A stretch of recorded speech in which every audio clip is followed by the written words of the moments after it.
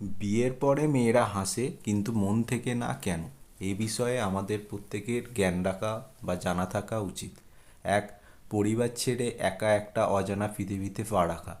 মেয়েরা ছোট থেকে যে ঘরটাকে নিজের ঘর ভাবে, সেই ঘর ছেড়ে একদিন একদম অচেনা পরিবেশে চলে যায়। হাসে, ছবি তোলে, কিন্তু মনে শুধু মা বাবা ভাই বোনের অভাব। ভেতরের কষ্টটা কেউ দেখে না, কারণ সবাই বলে এটাই তো মেয়েদের নিয়তি।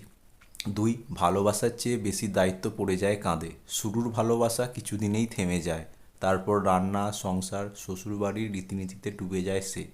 নিজের জন্য সময় বলতে কিছু থাকে না। তুমি শুধু বউ না, একটা মেশিন। সমাজ যেন এমনটাই চায়।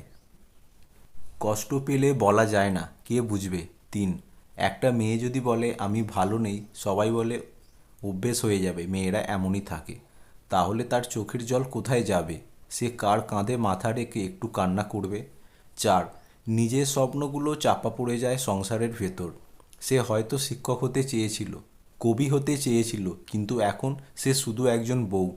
স্বপ্নের খাতাটা এখন রান্নাঘরের পাশে পচে পড়ে থাকে, তবুও সে হাসে, যাতে সবাই ভাবে সে সুখে আছে।